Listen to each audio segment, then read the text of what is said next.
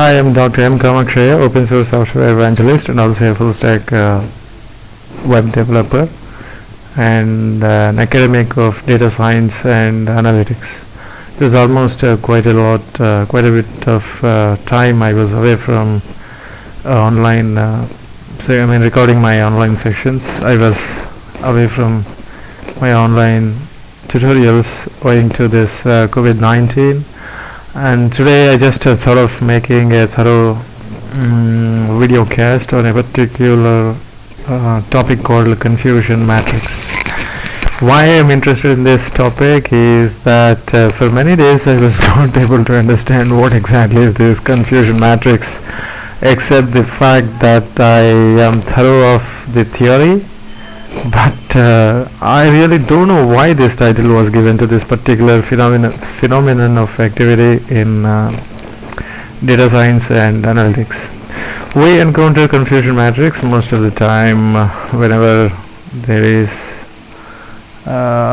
predictions in our work. Most of the time I use this confusion matrix many times whenever I analyze my data sets using machine learning algorithms. There is a particular method called confusion matrix. Should be there wherever machine learning algorithms are being implemented there are quite a few programming languages like R, Python, C, Java, in which we do develop a lot of software for machine learning algorithms, and whenever we do some analysis on data sets, it is customary to use this concept confusion matrix in order to assess or evaluate the accuracy of the predictions. There is a lot of theory here.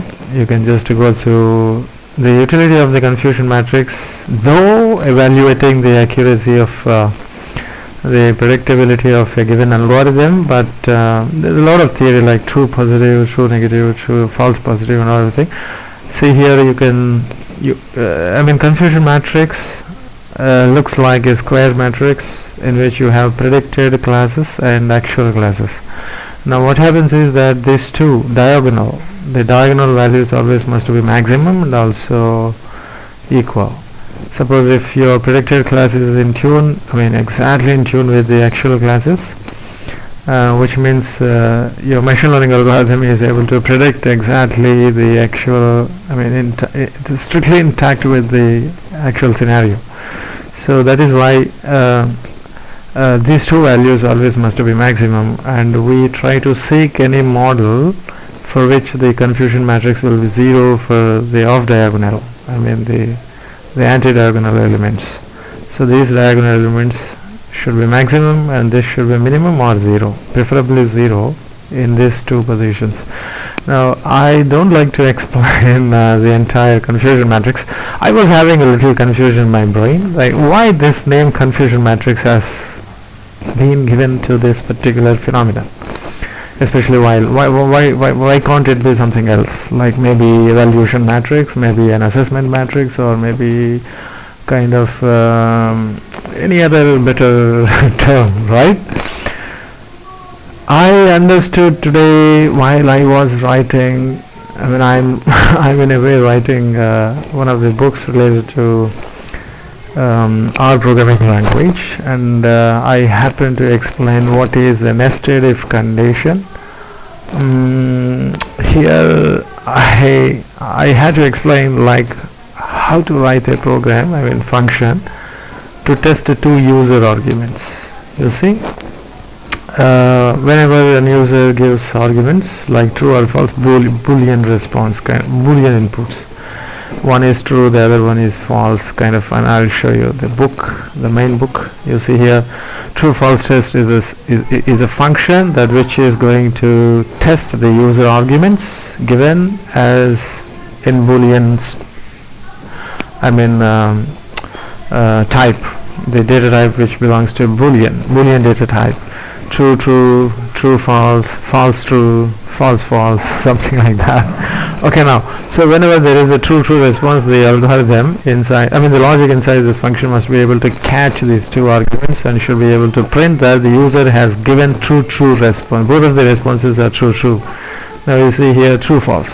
Here you have the true false, false true, false true.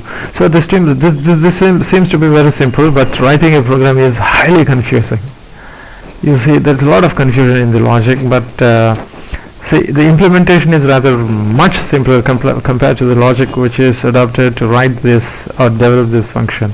So what I did actually, I'm using our programming language. For that matter, you can use C, Java, whatever it is. Like the logic is same, but maybe the language may be different. So I defined a function called true false test. This is a function, and there are two arguments, and these two arguments are going to be the Boolean data type. So either it should be either true or false. So now what happens? There are three if-else statements in this. The first one is the main if conditional statement. This goes like this. So rather it is very easy for me to show. This is if. This is the main if else. So if I keep my cursor here, you see here, this is straight away go to the first if statement. This else belongs to this if statement, and inside this I think it is better if I can I? Yeah. So this is actually the branch inside. So this is main if else statement. Okay. Now I think I can make rather like this. Yeah, this is the main if else statement. In each branch of this if else, the if branch we have the if else statement. In else branch we have the if else statement. I'm talking about how to get this confusion matrix. True, positive. You had to go like true, positive, true, negative, false, negative, false, negative. So true, false, positive, false, negative, something like that. So this is something like if positive is also stands for true, then it is going to be true, true, false, false, true, false, false, something like that. So that is what is called confusion. So now I always wondered how this algorithm confusion matrix is going to take care of the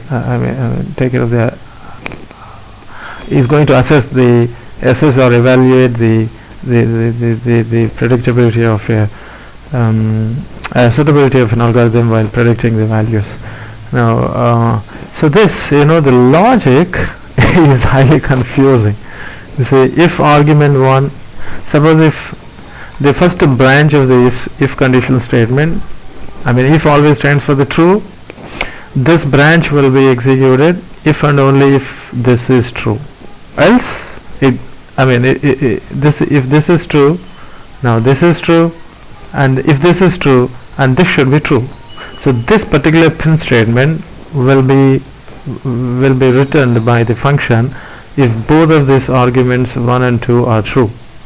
If the argument true, if there is true, false, now this if statement is true, and now for false, else will be enacted. So this print statement returned by this function, if there is true here in the main branch and false in the sub branch, and now say for example if we have false in the first Boolean argument is false, then the algorithm straight away goes to the else statement. Now it will test for the second argument whether it is true or false. So if it is false and true, then the first print statement will be returned by the function. If it's false, then second print statement. So now I understood why this is called a confusion matrix.